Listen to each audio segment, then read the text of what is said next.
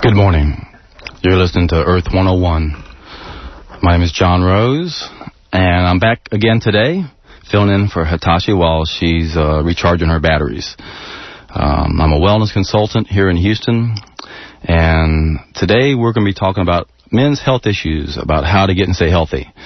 Some of y'all heard last Tuesday's show. We talked about women's health issues, and some of you guys called in at that time, and so at this point, I reckon if some of you women want to call in and talk about some of your issues, I guess I'll let y'all do that also. It's only fair, I reckon. Anyway, I want to open up the phone lines right off the bat. 713-526-5738. That's 713-JAM, KPFT.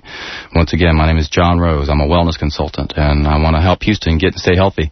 Hopefully we can do something as a community and help the world wake up to the fact that healthcare is self-care, that we are responsible for most of our own illnesses. Basically, disease is a bodily process. It's not an entity that attacks us. So call 713-526-5738 if you have any questions about how to get and stay healthy. It looks like we already got someone on line one, so let's see here. Stephen, good morning. Good morning. How you doing this morning, sir? Another great day. How's yours starting out? Oh, I'm on this side of it. It's all good. Great. Good to hear, partner. Yes, my concerns relative to health is whatnot is related to diabetes. Yes, sir. And so far, I'm able to repel the different symptoms and so forth by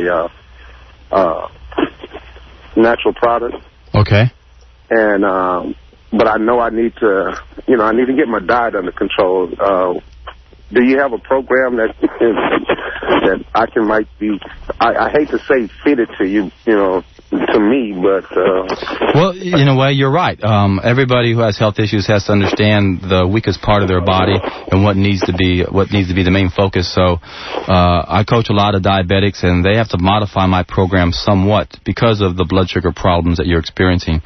The good news is within days and weeks you can get off medication if you're a type 2 diabetic, and most type 2 diabetics have a problem with insulin resistance, meaning their cells are just too dirty and plugged up, and they're not able to receive the sugar from the blood. The other type of type 2 diabetes is known as beta cell burnouts. Basically, those poor cells are just overworked and they wear out. But with with insulin resistance, rather, exercise does wonders alone, just by burning up the sugar. But the main thing you're going to want to do is cleanse your intestines out so that the cells will in turn clean themselves out. Our cells are very intelligent. They have a cell membrane that's monitoring the rest of the body. Right. And they know what's going on, and they know that they'll sacrifice themselves in order to preserve the body, because if the body dies, they die too. Exactly. So what they're doing is they're noticing what's going on, and they sense the body's toxic, so it doesn't even get rid of its own waste matter. And This is what's interfering. That's part of what's interfering, the waste matter from its own cells, but we get them plugged up with cholesterol and saturated fat and other things that or other toxins that plug up the cells. So when I coach people who are diabetic, I always tell people you want to change as fast as your body will allow you. So we always try out a juice fast using green vegetable juices instead of fruit juices. And there's a lemonade fast you can do that Stanley Burrell's made famous. He called it the Master Cleanser. And he says, he uses maple syrup in that recipe. And he says, but if you're diabetic, go to Blackstrap Molasses. Since his time, we've come up with a much better product called Agave Nectar. And I work with a lot of people, and they use Agave Nectar, and right off the bat, in most cases, they're able to they don't even need to take any medication, and what that will do is it will cleanse the cells so quickly that the cells will then be able to receive the sugar. So to make that recipe, it's really simple. It's 2 tablespoons of lemon juice or lime juice, freshly squeezed, an equal amount, 2 tablespoons of agave nectar, and it comes in light and amber, 2 different kinds. The amber has been heat processed. The light is still raw, so you want to go with the living food. And then to that we add a tenth of a teaspoon of cayenne pepper. That's a dash of cayenne pepper. And you want to get the hot stuff, the 90,000 heat units. And that stuff will really break up mucus and clean everything out. And then we add 10 ounces of warm water to that. That makes 1 drink, and women need to drink at least 9 of those a day. Men need to drink at least 12, and that's if you're average. If you're above average, you need to drink more. If you're more active, you need to drink more. And but there's a lot more things you have to do, obviously. You have to make sure the bowels are moving frequently. Some people, their livers are overwhelmed, and they can't handle the extra load of toxins, so the liver needs to be supported with the use of coffee enemas. But when you do the coffee enemas, you need to be doing green vegetable juices. So what I would do if I was in your situation, and this is what most of my students do who have diabetes, they do a combination juice fast, a lemonade fast, using the agave nectar light instead of the maple syrup, and they do a bunch of green vegetables. And, of course, we dilute that with carrot juice in most cases, but some of my students have problems with the carrot juice. So, obviously, what you'll do as a diabetic is you monitor your blood sugar as you're making these dietary changes. Okay. And then you take your medication as you need to. And if the carrots give you a problem, you can dilute those other greens with cucumber and celery. And you need to drink a lot. That's the key. You don't want to lose any lean body mass. So if you're doing juices, you need to drink about 1 gallon a day. If you're doing the lemonade, you need to drink about 12 glasses a day. And if you do half and half, then you can, half a gallon of juices and 6 glasses of the lemonade. But make sure your bowels are moving. If you have any questions, if I haven't gone over everything in detail, you can give me a call later. My number is 713-789-2223. I'm on a mission to help every one of you guys out there, and I'll do whatever it takes. I'll tell you what books to read if that's how you want to do it.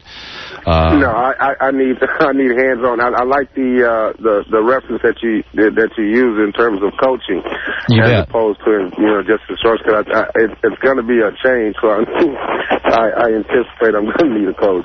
Yeah, there's a whole lot more we can do, and it does help sometimes to have someone that you can model after who's done it. And I have fasted 738 days altogether to learn how to do this. It's not that I just read all the books. I've also done it myself, and then I've had a chance to work with a bunch of you guys. Right. And see that it doesn't just work for me and all the people they say in the books, but it works for everyone. These are laws of nature. Right. So, give me a call, and I'll be glad to do whatever I can for you, Stephen. I'll do just that. I appreciate you, John. Hey, same here, partner. Appreciate the call. You too now. All right, bye-bye. Okay, going to line 2, Judy. Yeah, I have a question about, my husband. Yes. He's, in his 40s, early 40s, and he's on Inderol, which is for his high blood pressure. Yes. And so he has high blood pressure, even though he's pretty active. He's not as active as, I guess, as he really should be, but, he still walks and he rides his bike. And up until, he had a bike accident, he was riding his bike to work about 2 or 3 days a week. Okay. That's about 10 miles a day. Yeah, that helps. And so he's in pretty good shape overall. Right. But, lately, I guess that's the past year, he's been having, night sweats. Okay. Or at night he'll just start to sweating, profusely, just for hours on end, and the room temperature's okay. So he'll have to sleep up with a towel, otherwise he'll wake up, sweating. Yes. And so it just happens about 2 or 3 times a week, I guess. Right. I mean, 3 times being a lot, but at least once a week or so, for the past year. So what do you think that could be, or if it was his medicine, or we told his doctor and he upped his medicine. But I don't know if that's necessary. Yeah, those are good questions. First of all, let's address the issue of high blood pressure, because that's almost epidemic in our country now. The reason why most people have high blood pressure is because of our diet and our exercise. And what happens with a less than perfect diet is our blood ends up being more like mud than liquid. Imagine if you had a garden hose and you're putting water through that and how much pressure it takes to put the water through that garden hose. Now imagine trying to pump something like cheese through there. It's going to take more pressure, so that's an over-exaggerated analogy, obviously, but you get the point. So if he was to go on a juice fast, that will immediately start thinning his blood, and it's the best thing he can do. That will take care of the night sweats and everything.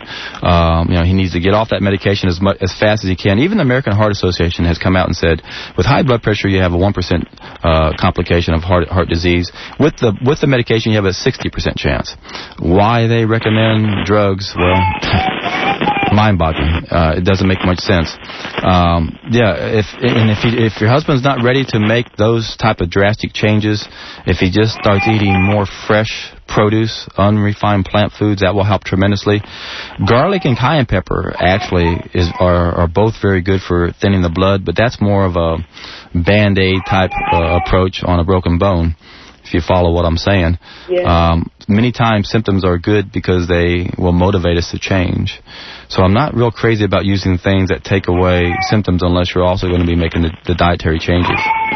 So then, for just the typical juice fast, like the Agave one, or the one with the Blackstrap molasses? Or? No, well, he won't have to worry about the Gavi or the Blackstrap molasses, although I still think the Agave nectar is a better choice than the maple syrup because you can get it fresh or, where it's not cooked.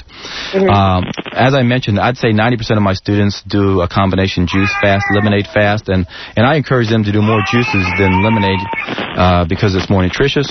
The lemonade is mainly used for convenience, so if you have to take off and go to work, or if you can't be tied down to a machine all day long, this will allow you to continue to give your body a vacation so it can cleanse house and thin the blood.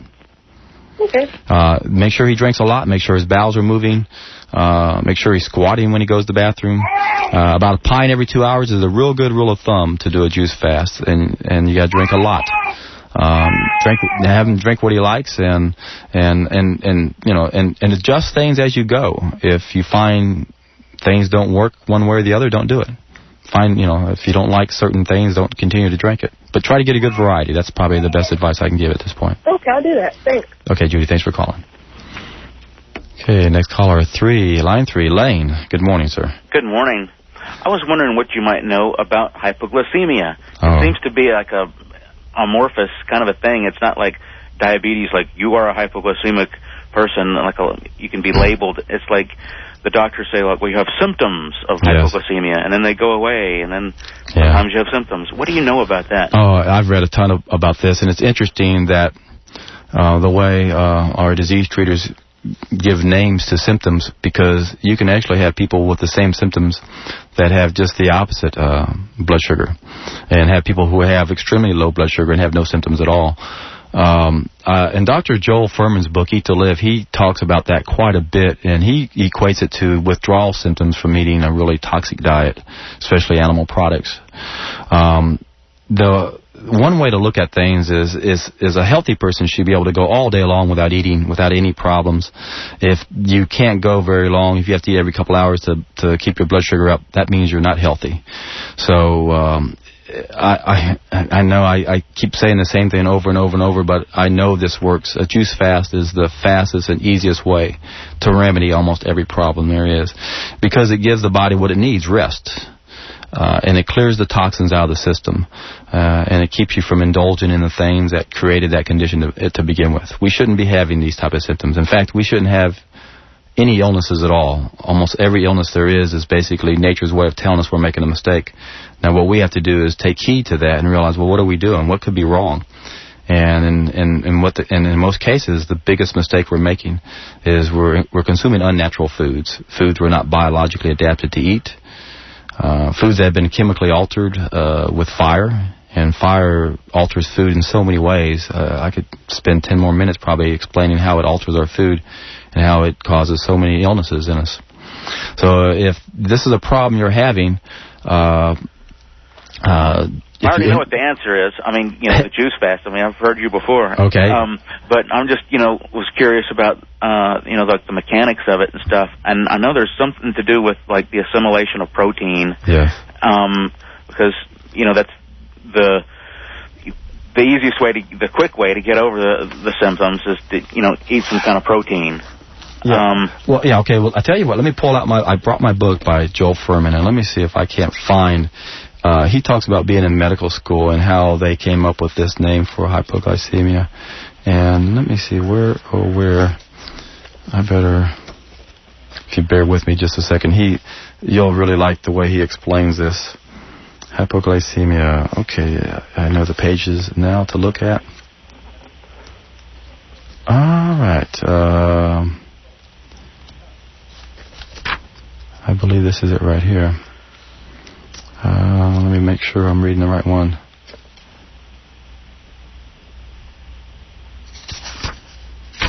Nope. There you go. Right. Well, let me see. Here we go. Real hunger, true hunger, withdrawal symptoms. God, he mentions this so many times in this book. Basically, to paraphrase what he's saying while I'm looking for it, it's basically the body's withdrawal symptom from here it is, from the animal protein. He goes, in medical school, my classmates and I learned from a researcher that animal protein places a detoxification stress on the liver, and that the nitrogenous waste generated are toxic. These metabolic toxins, about 14 of them, rise in the bloodstream and accompany the rise in uric acid after a meal rich in animal protein. Withdrawal from these toxins can cause uncomfortable symptoms in susceptible individuals, symptoms that many call hypoglycemia. So, again, it appears to me that it's just a withdrawal symptom. That's why when we consume the animal flesh, the symptoms go away, because it's just like an alcoholic or a heroin addict who wants their drug, and they're given their drug, and then the symptoms go away. So I don't know if that does a better job at answering your question or not, but as you well know, there is a simple solution to it. If you're interested, there's a really interesting article by Dr. Vivian Vitrano on hypoglycemia. If you're interested, I'd be glad to email that to you. Give me a call at 713-789-2223 or email me at jcrose@prodigy.net. And at this time, I'd like to apologize for anyone who tried to email me from my website. That email is not working, so if you're wondering why I haven't responded to you, that's the reason. Plus, I've been so overwhelmed from phone calls and emails from everyone last week, I still haven't gotten around to everyone, so I'm not avoiding anyone. Okay, I've got a really difficult question for you here. All right. How do you get to have the discipline to go on and do all this veggie juices and fasting and stuff? I mean, I know what I need to do, but God, man, it's hard to do it. You got to hire someone and have them put a gun to your head. I know it's not easy, is it? You got to really have some resolve. My approach is you got to find every reason there is to do it, and that's why when I've looked into this, I realized that eating the wrong food just doesn't cause illnesses; it causes ill behaviors. In fact, the reason why we have war and crime and hate and prejudice and bigotry and almost every problem in the world can be tied back to unnatural foods. So that's why I'm so motivated to stay with what I'm doing, because when I look at the wrong foods, I don't just look at it as it's going to cause me a headache or cancer or heart disease.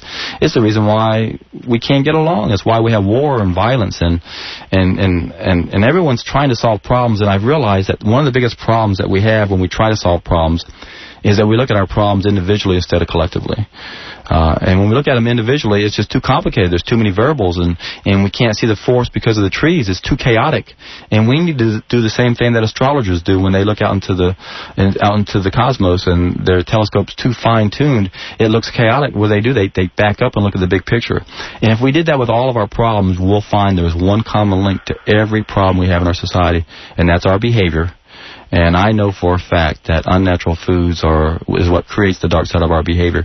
So arm yourself with, as Schopenhauer said, with a strong enough why we can accomplish any how.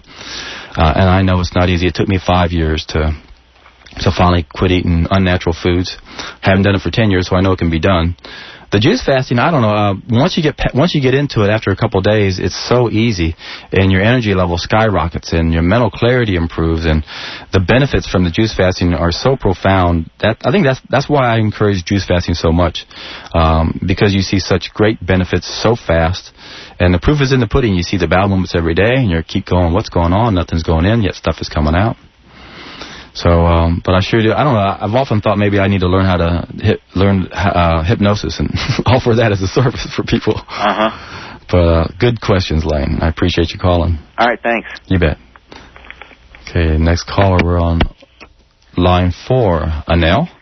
Oh, hello. Good morning, John. Good morning. A couple of questions for you. One, I'd like to know, what is your opinion on the use of liquid bentonite and psyllium seed powder as a detox program? Oh, they're great. You bet. That's one of the many things I teach my students, to do the combination psyllium bentonite shake. For the listening audience who's not familiar with these products, the psyllium is a bulking agent that we find in products like Metamucil. It absorbs 10 to 15 times its own weight, whereas the bentonite is a volcanic ash that absorbs 180 times its own weight. And when you combine those two together, they work like a magnetic sponge that can quite literally grab a hold of stuff and just pull it out. Okay. So, yeah, I'm a big fan of that. When I have my students juice fasting, usually if I'm going to be motivating them, I always try to pull out the right things at the right time. So I usually wait till things start to slow down with people to introduce the Psyllium bentonite. And we have to also keep in mind that when we're doing a juice fast, we're cleaning every other cell in our body, and it takes a long time to clean all those cells. So we don't want to just go until our colon's clean. So again, I like to introduce the Psyllium bentonite shakes later into the juice fast, so that will keep them motivated. But great question. Yeah, it works really good. Have you done that? Yeah, I have. Okay. My other question is, and in fact, I'm doing it now. But my question is, of course, it's harder to find the product since you can't get the Arizer Shine as conveniently as before. Okay. But my question is, in terms of coming off the detox, I really want to know what's your opinion on that, because one of the things, of course, by it being such a deep cleanse, it changes the intestinal flora. And I think the creator of this particular Cleanse Thyself program, I think Rich Anderson, suggests, if I'm remembering correctly, to come off, to get the reset is to use, I think, orange juice, and to also to reset the intestinal flora. I'd like to know, what do you suggest for resetting the intestinal flora and coming off of a liquid bentonite psyllium powder? Those are great questions. You bet. Basically, I have three main things that I tell my students they need to do when they come off a fast. One is to reestablish the friendly bacteria, the flora in their intestines. Another thing that I picked up from Dr. Richard Anderson, he uses the white oak bark and ginger root to help shrink the colon. I think that's a great idea also. And then, of course, we can also go after the parasites. But breaking the fast is the most important part of the fast. They say any fool can fast, but it takes a wise person to break it the right way. And I've done this 125 times, so I might call myself an expert in this and kind of know what I'm talking about. And I remember when I first got started, I read all the other experts, and then I read Professor Arnold Ehret. And he said all the other experts are wrong about how to break a fast, and they say to eat a little bit amount and to not to overwhelm the system. But he said, no, that's not the best way. What you want to do is you want to really eat a lot of food, but you want to make sure it's very laxative in nature. And that really makes a huge difference. So what I found works best for me and most of my students is to take some prunes and soak them overnight. Now, when you're doing the Psyllium bentonite, you're basically doing that with a juice fast, so there's no real reason. You're not really breaking it with juice, although you bring up a good point. I like my students to go several days without the Psyllium bentonite to make sure it's already gone, so that when you do the prunes, it will blast anything else that's in there out of there. And at the same time, jumpstart the system, because we got to get off all the other herbs that we were using to make the bowels move. And then, go ahead. So you're saying when coming off the bentonite is to go into juice before the prunes? Yes, good. Yeah, exactly. Great questions. I sure appreciate you calling. Well, I have one last one. Okay, good. You were talking about someone is diabetic, and of course, if you have problems with sugar, there's a problem oftentimes with candida or yeast overgrowth in the digestive system. My question would be, if a person is, trying to eat healthy, and you're breaking the fast every day with your morning meal, what do you suggest for someone who's battling perhaps diabetes and candida if you're trying to eat healthy? What are some maybe raw food choices other than fruit or some cooked foods? What's the alternative? Because it's very difficult to eat healthy when you're battling that kind of problem, because most people would recommend that you break a fast in the morning with fruit. But, of course, that's a problem if you have those concerns. Once again, great questions. Well, in most cases, after the fast, you won't have diabetes anymore or won't have those symptoms or candida. Now, a lot of people don't really understand the role of candida and how it works. Candida, we're supposed to have it. It's there for a purpose to take care of sugar blooms. If you eat fruit the right way, you won't have a sugar bloom. It's combining fruit inappropriately or incorrectly that creates sugar blooms. And the worst culprit for sugar blooms are grains. And a lot of your anti-candida diets are all based on eating grains, and that's causing the problem. So fruit is not a problem if you eat it. If you have candida, you basically can't combine fruit with any other fruit. You got to eat mono-meals of fruit. And in fact, a lot of people can get rid of candida by doing nothing but eating mono-meals of fruit, and yet they think it's going to cause a problem, but it won't. That's interesting. And then the same thing with diabetes. If you can't. If you're a type 2 diabetic, if you go long enough on the cleanse, you won't have those symptoms. It doesn't take, even if you just change your diet, as Dr. Furman mentions in his book, and he sees 5,000 patients a year, that when they adopt a diet that's unrefined plant foods, within 2 or 3 weeks they're off their medication. So hopefully those won't be a problem. Great questions. All right, thanks a lot. Thank you. Okay, bye-bye. All right. Okay, is this Hitachi? Hey. Hey, it's such a wonderful show. Isn't it ever? I'm so proud of you. Thank you. I wanted you to make comment about emotional eating. Yes. Because I think that's one of the issues that people bring. It comes up when you think about taking care of business. Yes. They don't understand that a lot of this is emotional eating. And the other thing is milk thistle. Just wanted to make some comments about that in reference to the liver. Great. One comment I want to make, and then I'll get off, is, we've noticed especially in the African American community and the Latino community, that there is a big problem with obesity. Right. And, the African American community, a lot of them are still eating the slave diets. Chitlins and pork and ham hocks, and we call it soul food, but it's really killing our souls. So I'm going to get off and listen, but this piece around the emotional eating, I tell my friends around, about milk thistle and the liver and this and that, and of course from listening to you, the colon is a primary piece to keep cleaned out, but just sort of like make some comments about that emotional piece, because I think that people fall through because they know everything intellectually. Right. But then all of a sudden they got to eat. Right. And they have to do it with that energy. I got to eat. Exactly. And it has nothing to do with hunger. Right. All right. You take care. All right. Great. Love you too. Great hearing from you. Okay, great points. Let's start with the milk thistle. Milk thistle has been proven to regenerate your liver. You can consume what's called the death cap mushroom that will kill you, and milk thistle will actually save your life. Now, as far as emotional eating, God, that's such a good topic. Too many of us feel anxious, and we turn to food or sex or drugs or money or relationships to try to deal with that lack of fuzzy feeling that we're searching for. So one of the best ways to overcome this would be through fasting. Of course, if that's an issue, then you've got to figure out how to overcome that. Now, I'm working with a woman right now who was struggling with emotional eating, and she knows what to do, and she's been having a hard time applying it.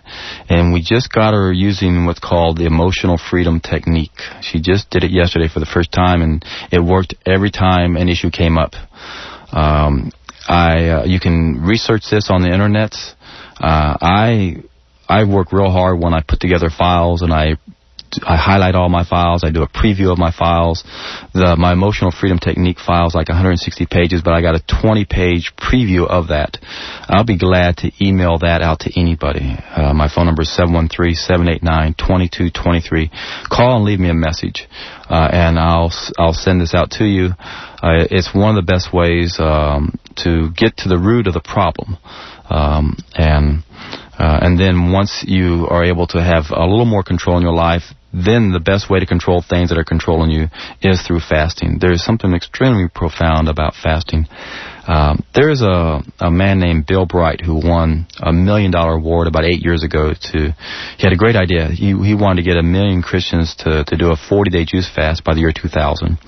Never heard the numbers toward the end of that time period, but I know in 1997 there were 14 million Christians doing a 40-day juice fast worldwide. Hard to believe you never heard about that on the TV or the radio or anything. But he has a book out called The Transforming Power of Fasting and Prayer. And the last I knew, they were giving this book away for free, called 1-888 fasting. And he doesn't go into much detail about how to fast, except they said, we consulted a nutritionist and they said we should drink X amount of juices a day, and they're off by 1/2. You need to double that up. They don't understand how much we need to drink. But nonetheless, it's a great book for testimonials. It has all these people who are having all types of problems, emotional problems, financial problems, relationship problems, health problems, and they tell a wonderful story about how fasting took care of all of that. It's the reason why it's mentioned in the Bible 74 times. It really, really does work. And again, Hitachi brought up some such great points. You know, of all the sources of truth, the one that gets us in trouble the most, and the one that we feel the strongest to, is tradition. And we have to realize that we may love certain things, but once we realize they don't love us back, God, we got to drop them like a hot potato. We just got to learn that we got to make better choices in life, that our choices have consequences. And if we don't change what we're doing, we're always going to get what we end up getting. So we got to stop going to someone else and listening to what they say. They'll tell us it's not our fault. We can blame it on a germ, or we can blame it on your parents' genetics, or just blame it on old age. Everyone gets sick as they get old. That's not true. Once again, our choices have consequences. We need to change what we're doing. So we need to embrace these concepts and spread the word. Think of all the people that are suffering right now that are not listening to this message. If you need more motivation to change, make this change and think how many people you can help. Nothing is better than when you know you're helping someone else in their pain. So I hope I covered those topics sufficiently enough. And let me go to caller number 5. She's been on here the longest. Judy? John? Hi. Hi, it's me again. Hi, Judy. Hi, I got a couple of questions. Okay. Everything you said is great, and I agree with it all. And thanks. Because, you know, especially the addiction thing, I'm 27 years sober and 6 years without a cigarette. Good job. And that's not easy. No, it's not. But I started, I've gone through 2 bags of lemons and a bottle of Agave Nectar. And 8 o'clock last night, I couldn't stand the acid anymore. It's from the medicine. Right. It's from the methotrexate for the rheumatoid. Yes. And the other stuff they've pumped into me. And so I had a salad. Yes. So I guess my question is it still going to do me any good to continue with the lemon juice and add a salad once in a while? Of course, you bet. Yeah? Every time we skip a meal, we're giving our body a vacation, and it gets a chance to clean house. Basically, every time we put food in our stomach, it takes away energy down below. Uh-huh. And that's what we're trying to clean, is everything down below.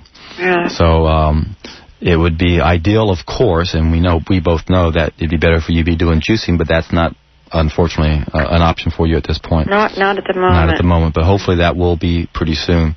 Yeah. I tried for the bowel movements. All I did, was, eliminate lemon juice all day yesterday. That was about it. Okay. And I did this Sagrada.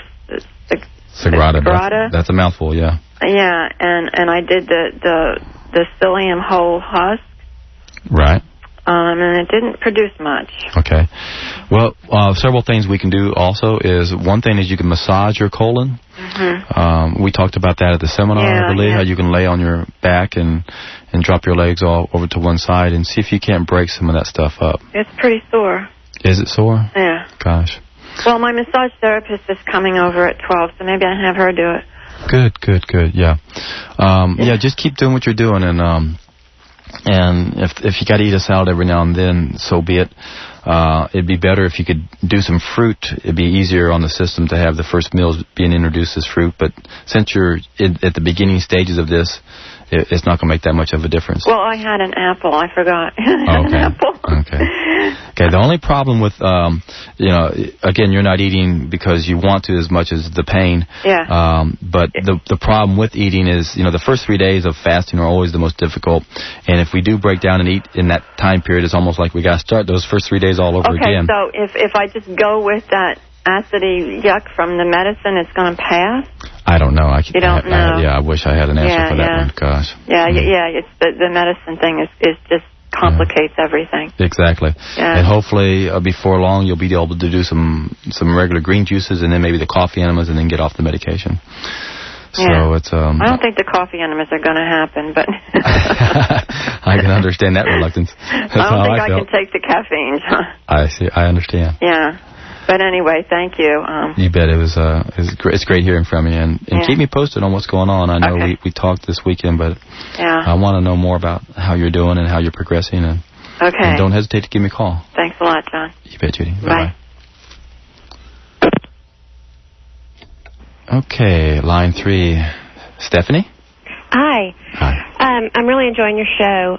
I have a question about, I've been hearing so many things about fasting, and I know that I need to do this to give my body a break and just clear things out and kind of detox, because I'm starting to work out after having a baby, and I'm still breastfeeding. So I'm wondering, how can you get yourself to a good place when you're breastfeeding and you have to constantly eat?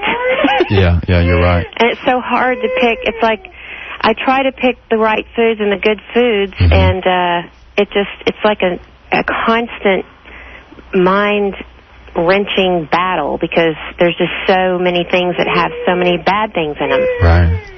So how do you do that if you're breastfeeding? Yeah, I sure wouldn't advise juice fasting and breastfeeding at the same time. You know, you need those 500 extra calories a day and those 30 grams of protein. It could be done with juicing, but as you well know, toxins are going to go into the baby. But it probably, depending on where you're at, I can't make a blanket statement, but, you know, if you're fairly clean, you're better off putting a few toxins in your baby at this time and then being healthier, and that way it kind of makes up for it, if you follow what I'm saying. But otherwise, yeah, I would, if you decide to try it, you'll definitely want to supplement your fast with things like spirulina, blue-green algae that has a lot of protein in it. There's about 8 grams of protein per tablespoon. Yeah, several years ago, I didn't live in this country, and I had a juicer, and that's all I did. Okay. And I was probably the healthiest I ever had been in my life. And all of those names, the spirulina and the blue, all those things sound very familiar to me. Okay. So, I guess I just need to hold off. And what can I do to try to, just feel better? I would try to consume close to 3 pounds of leafy green vegetables a day, which is a lot. Now, I can eat a 3-pound salad, but I've stretched my stomach out by eating such water-rich foods for over a decade that it can handle it. For you, what you'll have to do is probably break that into 3 different meals or so, and have a nice big salad. Maybe make a green smoothie using fruit and vegetables in a 60-40 ratio, and then maybe even make some other type of green soups. I don't know if you're familiar with Ann Wigmore. She used an energy soup.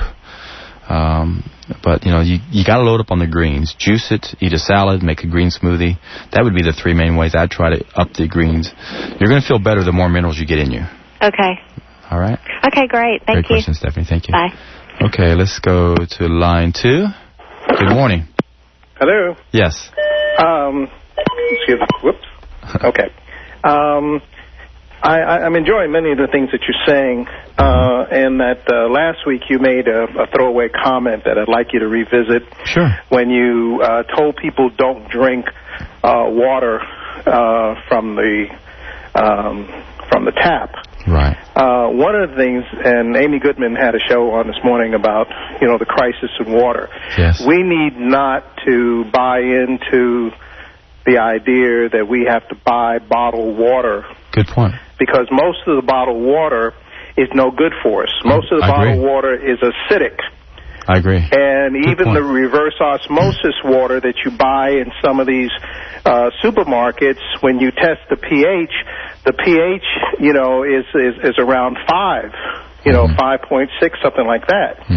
So, and they have done a number of tests that show that bottled water often has more bacterium in it than municipal water.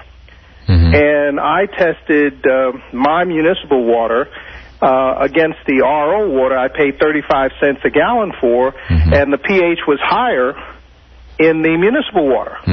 Okay, it was about 6-something, which is pretty close to the safe range.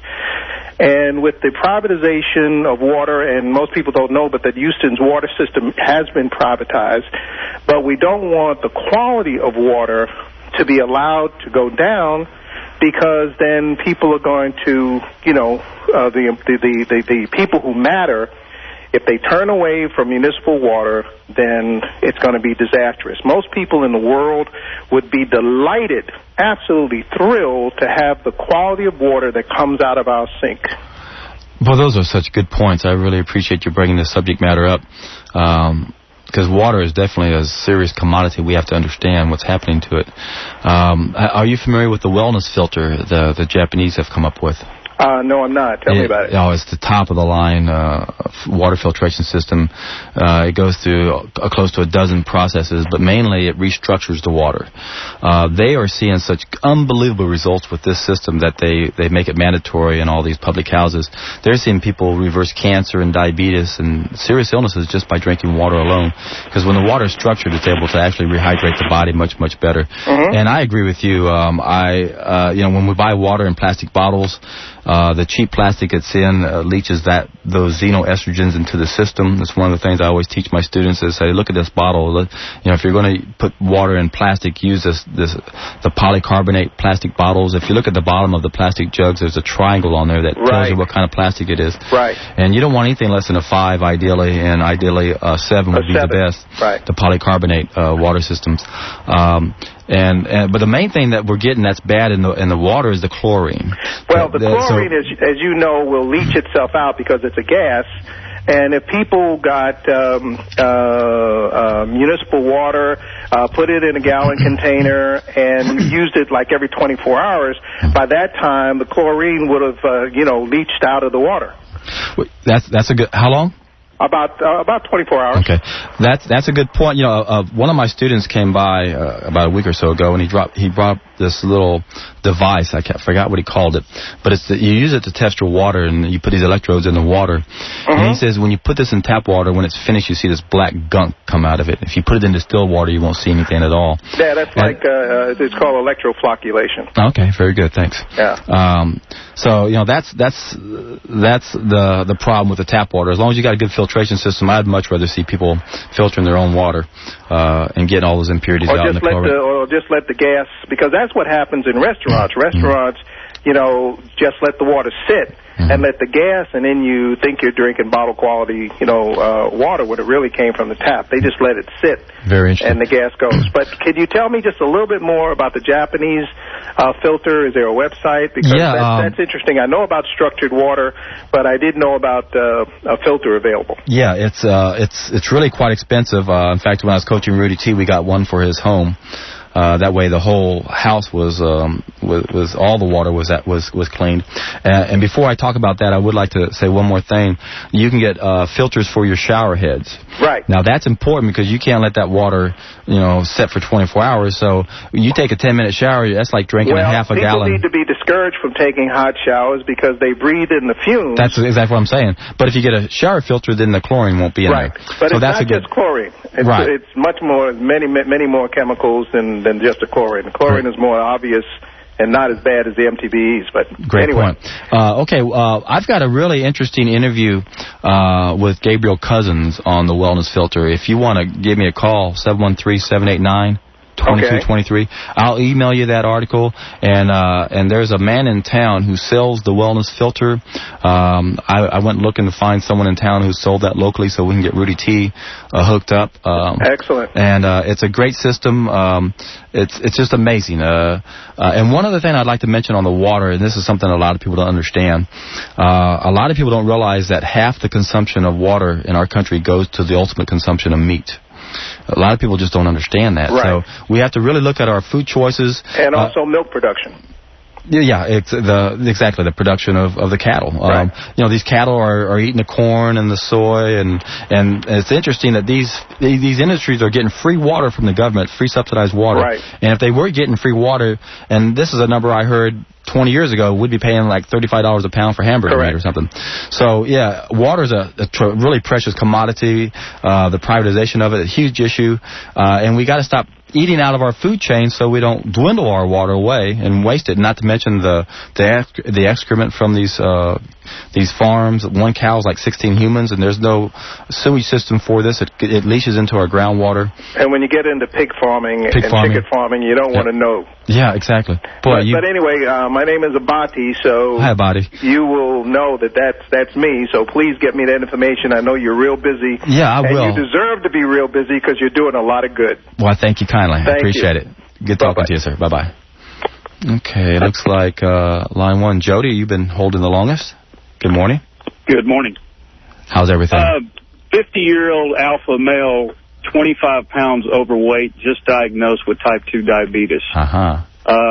Probably in the last 10 years, I've been on a couple of vegetarian-type diets, but I always seem to go back to be a carnivore. Right, yeah. Where do I start right now? What do you suggest? Okay. Well, once again, I know I sound like a broken record, but I really do like the lemonade fast with agave nectar. And no, I didn't hear that earlier. I just, okay, not a problem. I don't mind repeating that because I know a lot of people are just now tuning in. The fastest, you want to change as fast as your body will allow you. And I know it's hard to break old habits. I was raised eating meat. I ate meat the first 32 years of my life. And I loved it. I thought it was great, and I thought I needed it, unfortunately, but now I know better. And if I wasn't playing competitive tennis and didn't have such a strong motivation to change, I don't know if I would have ever given it up. But the best way to control things that are controlling us like this is to go on a nice long juice fast. With type 2 diabetes, though, you got to be more selective with what you juice. You have to stick to mostly green vegetables. And people get tired of drinking nothing but green vegetables, but you can drink a lemonade drink that uses lemon juice, agave nectar, cayenne pepper, and water, and I'll tell you a little bit more about that in a second. Okay. And what that will do is, most people with type 2 diabetes, their main problem usually is what's known as insulin resistance, which means that the cells are too plugged up and they can't receive the sugar from the blood. So when you do what it takes to clean your colon by doing this juice fast, lemonade fast combination, what will happen is all the cells will sense what's going on, they'll empty out their waste matter, and then those cells will be able to receive the sugar from the blood. Now, obviously, when you make these kind of dietary changes, as any dietary change you'd want to make, you need to monitor your blood sugar levels with your diabetes and take the medication accordingly. That would be one approach. That would be my preferred approach.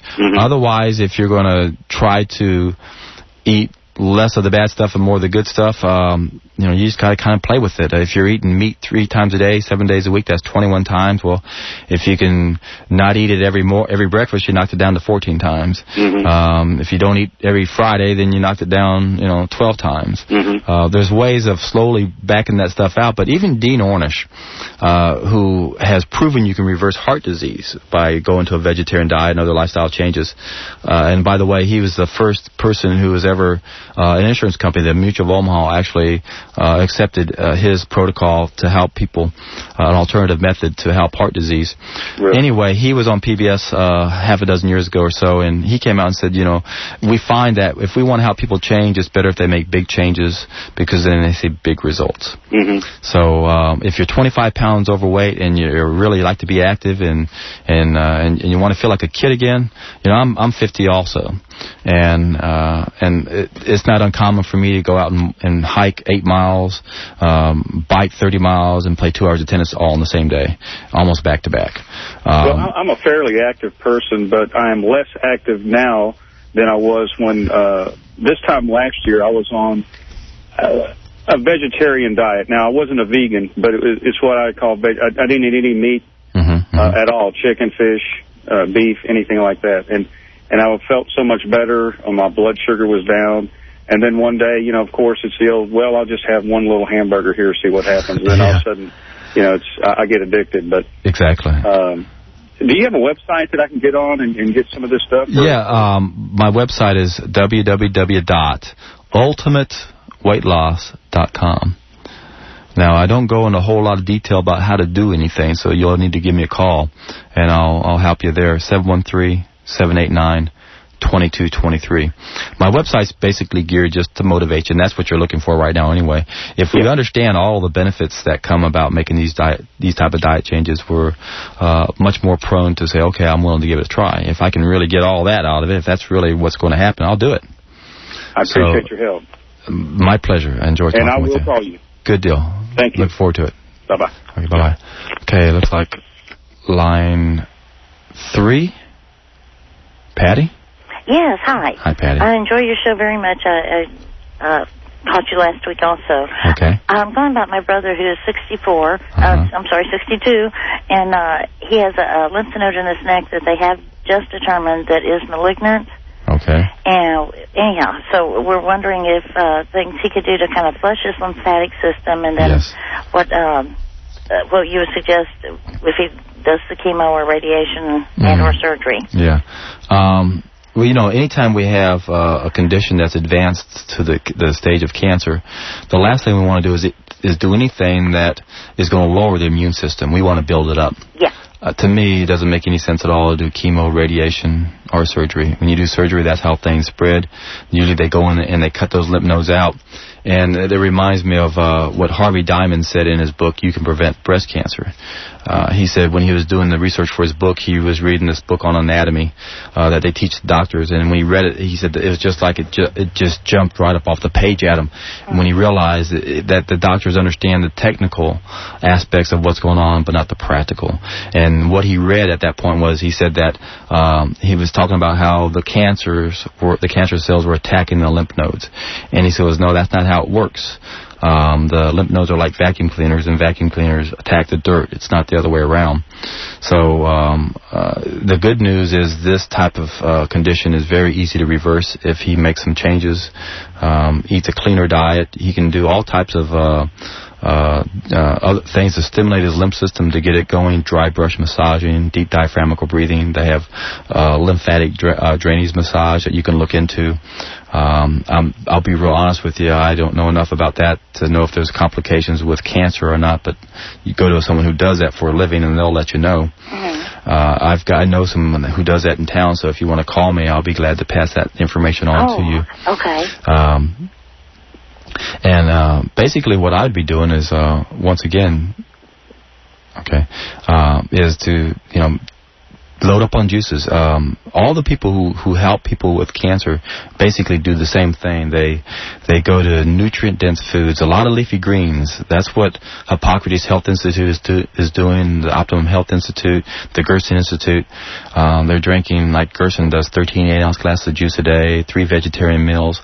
You do those kind of things, and your brother will have no problem at all. Load up on the greens, the nutrient-dense foods, and stay away from animal products at this point. Gerson said you don't get cancer unless your liver is damaged. It can't handle digesting animal fat, animal protein.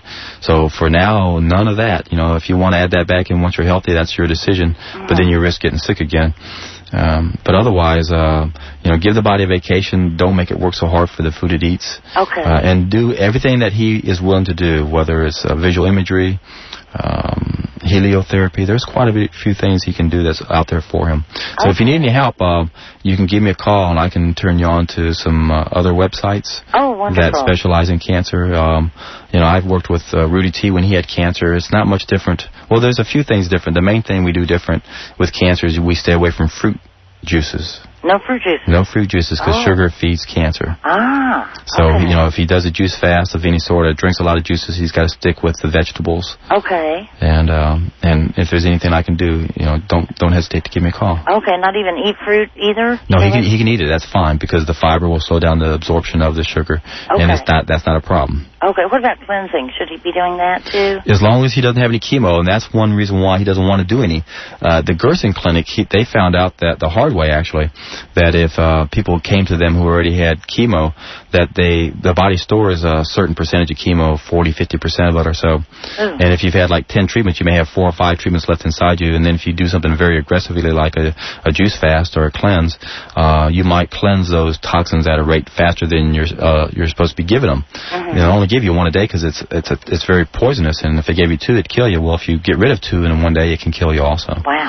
So he's got to be real. That's why I would say don't do the chemo. The majority of doctors who do this for a living won't send any of their family members to do the chemo, so why they keep doing it, it's mind-boggling. What about the radiation? I wouldn't touch that either. Again, it's going to lower your immune system. That's what I would do. I can't tell you what to do, obviously, but I know I would want to do things to build the immune system. Disease is not an entity that needs to be destroyed. Disease is a bodily process. Correct what you're doing to get you where you're at, and build up the system. Give it good nutrition. Don't make it work so hard. Okay. And the body can heal itself. And okay, I believe you. Thank you so very much. Good talking to you. Okay, you too. Thanks. Bye-bye. Bye-bye. Okay, Lana? Yes? Hi, good morning. Hi. I have two questions. All right. One short and the other kind of long. First question is when you talk about doing a juice fast, it really does have to be fresh squeezed juices, right? You bet. Okay, and there's no shortcutting that, or? Well, when you make them, you got to drink them right away. But if you have a real good machine, you can make a day supply. Okay. And then drink it throughout the day. It's not as fresh as it would be had you done it immediately. But no, as far as buying store-bought juices, most of those are pasteurized. Now, there are some companies that still don't pasteurize their juices. There's one, I think it's a Good Company, I think it is, in Austin. I believe they have fresh juices. Odwalla used to have some. Their citrus, they didn't pasteurize until that poor little baby a few years back died. Oh, okay. From E. coli poisoning.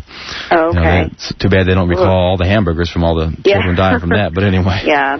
And okay. The other question. Yeah, one more. Next question is, what would you recommend for someone who has had a long period or is in recovery from an eating disorder and didn't eat at all, or was severely restricting food and then went back to normal eating and is having lots of digestive problems from that, but then to regulate their, to do something like a juice fast would sort of have psychological negative effects because it's so similar to what their problem was before. Exactly, yeah. In fact, I really would love to work with people with this condition because I think one reason why they are attracted to that to begin with is because when you quit eating, you start feeling good.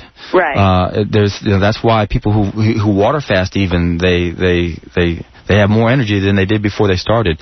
Right. The problem that these people are having is when they go back to food, if they're mainly eating the wrong food, so they feel bad immediately. Right. And what these people need to do is to learn how to eat a very simple, natural diet. But in the beginning, I know it's hard. I spent a lot of time on some raw food message boards, and there's quite a few young ladies there that come there who've been struggling with this, and they all say that by adopting this type of diet, the fresh fruits and vegetables and nuts and seeds, that they're able to have a better relationship with their food, and it doesn't give them the complications because their body can't handle digesting a pizza or something like that. But they still do kind of struggle in the beginning. In fact, I do have an interesting file on this. If you would like, I'll be glad to email that to you. Okay. Do you have my number? No. Okay, it's 713-789. Hold on. All right, no problem. 713-789. Yes, 2223. Okay, thank you. And if there's anyone in the audience who has these problems, I would love to work with you because I really think I've got a good handle on what's going on here. Okay. So put that out to everyone else. Okay, thanks. Great talking. Bye. Okay, who's holding the longest? Number 6. Before we get going, I'd like to remind everyone you're listening to KPFT, 90.1 FM Houston, 89.5 FM Galveston. And going to number 6, we have Anel. Hi, John. Yes. Thank you for taking my call again. Just a real quick question. Okay. Could you talk a little bit about the acid-alkaline balance and how that interplays with some of the things you're talking about? You bet. And I'll hang up and listen. Okay, very good. Good question. Thank you. You bet. For those of y'all who heard me last week talk, there are basically 4 things we have to do to stay healthy. We have to cleanse the body, we have to rebuild the body, we have to rehydrate the body, and we have to alkalize the body. Too many of our foods... Thank you, Byron. Too many of our foods are acid-forming. Ideally, we should be eating something like 80% alkaline, 20% acid. The acid-forming foods are meat, dairy. Most of your grains are acid-forming. Coffee, alcohol. Most of us are doing just the opposite. We're eating way too many acid-forming foods, and this is why our country leads the world just about. I think there's only one other country who has more osteoporosis than we do. In our society, we do not have a problem with calcium deficiency. It's a calcium depletion problem. When we eat all these acid-forming foods, our body needs to maintain a slightly alkaline blood level, about 7.4 approximately. And to do that, the body has a bicarbonate buffer system where it will take and leach calcium from the bones and sodium from the heart to make sure the blood stays at that alkaline level. So the solution to preventing osteoporosis or any kind of bone loss is to make sure that you get plenty of alkaline foods in your diet. And where are those coming from? Fruits and vegetables.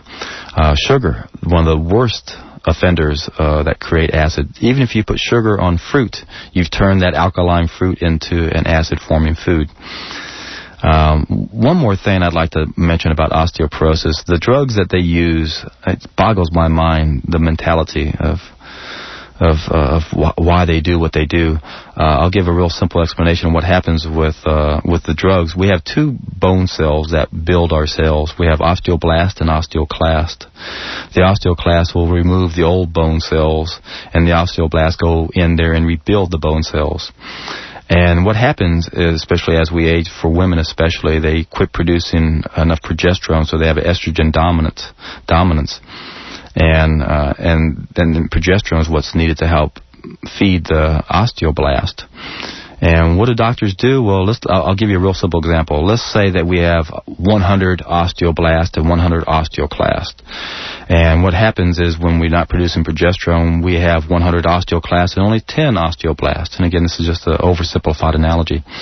Well, the medical mentality to rebalance this equation is they go in there and give you a drug that will destroy the osteoclast. And what happens, sure enough, the bones get thicker, but they don't get stronger. They actually get more brittle because they remove the old bone cells.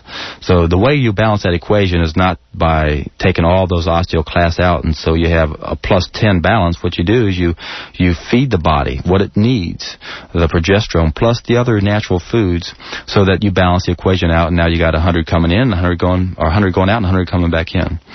So great question, and I appreciate that. That's a very important issue. Okay, we need to take a quick break here.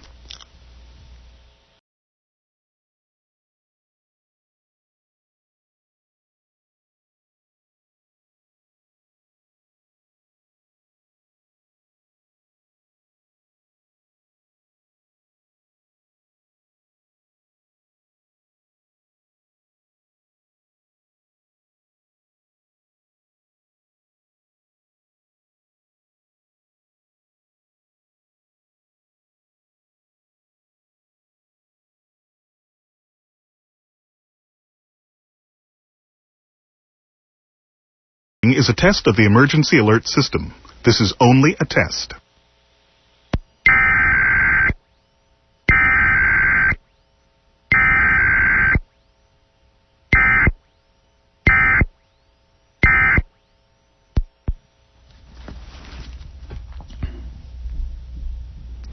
Okay, we're back. You're listening to Earth 101. And my name is John Rose, and we've got the phone lines lit up. They've been lit up the whole time I've been here. So I'm real excited to be here. We're going to be talking to Johnny coming up here. Johnny? Good morning. Good morning, sir. I like how you refer to your clients as students. That's such a refreshing way to look at things instead of doctors referring to their clients as patients. Thanks. That automatically sets you up to be patient. Yeah. Take what they give you, not question. Right. The reason I'm calling you is because we have a 5-stage reverse osmosis unit under the sink. And what I also do is I boil the water after it's come out of the... In other words, I collect it in a container, and then I boil it for 5 minutes, and then I let it cool down to room temperature before I put it into the plastic water cartons. Oh, okay. And I do that instinctively because I don't like having some kind of molecular exchange occur between the plastic and the water. But then I looked at the bottom of the jugs now, and you're getting me scared again. It's not showing 5 or more, it's showing a 2. Oh, my gosh, yes, exactly. So am I in trouble, or am I doing the proper thing by letting the water cool down? Is that a safe enough a procedure? No, yeah, the two's not a good plastic. It's going to leach into there, and it's very problematic for women especially, because those xenoestrogens, that's a petrochemical product from the plastic, the chemicals, or the plastics rather, those xenoestrogens will actually mimic their natural hormones. They'll go inside and occupy the receptor sites, and this is one of the causes of menopause in our country. So yeah, you got to get a better plastic. You can buy the polycarbonate plastic jugs. Are they? You can go like to a Walmart or someplace and say, "Do you have for sale plastic jugs with a 5 or higher?" Or... Yeah, in fact, they sure do. They have them there. They have them at Whole Foods. Yeah, shop around and get you one that has a 7 on there, and you can tell a difference in the taste. It's amazing. Absolutely. And let me ask you this: can I tell the difference by looking or feeling that the plastic? Is it thinner, thicker? Is it more porous? Much thicker. Much. Yeah. I've always distinguished plastics in terms of I never like cooking food with plastic, even in the microwave, because some plastics look like they don't belong in a microwave. They look too porous, too soft. Yeah. As opposed to other plastics, which are kind of hard. But I prefer using glass or ceramic. Yeah. Even the ceramic, I'd be afraid unless I know it's lead-free. Exactly. You're right. One other item I had that I needed to find out about. I was reading in the Galveston County paper about a county agricultural sponsored master gardening program. This is like a month or two ago. They had classes, like a 6-week class. But I didn't want to sign up for that because I was afraid that their technique is traditional. In other words, they don't use the more holistic kind of approach to gardening. Do you have any knowledge of any county or any kind of private entity that sponsors that kind in Galveston for folks who are interested in learning being able to know how to grow and maintain the soil without all the harsh chemicals and stuff and controlling fire ants and stuff? I don't know of anything that's county sponsored in any way like that, but I do know we've got a great place here in Houston called the Last Organic Outpost. The last I checked, they were using a product called Effective Microorganisms, an amazing product that, once again, the Japanese have come up with that can turn sand into soil, rich black soil. Amazing product.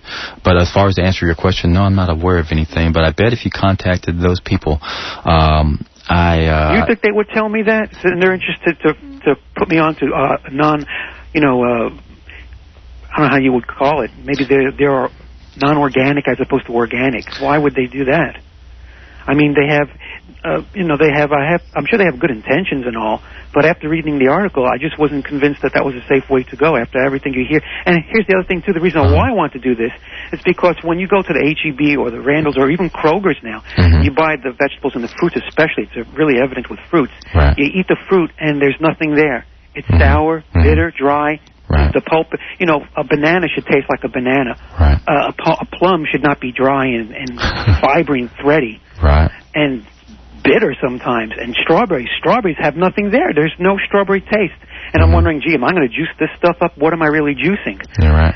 So... Yeah, you're doing the right thing. Grow my own fruit. That's what we need to do. Everyone really needs to know how to grow their own fruit because we're very vulnerable by not having our own food supply. Yeah, you're doing the right thing. If you'd like, I'd be glad to turn you on to those people here in town, and they could.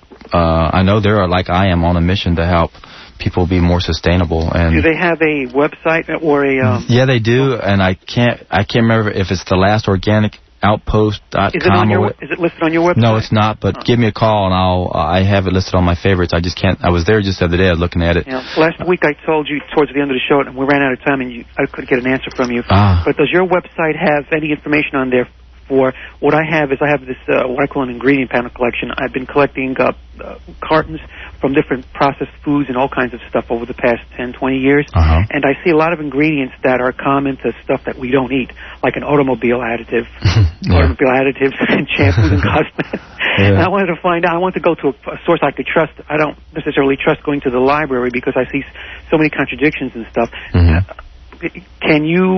Do you have on your website a resource I can go to find out the nature of these chemicals from a layman's point of view? No, I don't. But if you give me a call when later on, I've got some resources at home that I can help you with. Okay. Well, the one final thing I have for that first caller, I think it was, who wanted to get some motivation to do what he says he knows he needs to do. Okay. I got two things he could do. He could go. This is what I did. Go to the nursing home, see what people look like after 50-plus years of eating our American diet. Good point. I mean, you could tell by looking at their skin color, how much skin and flesh they have.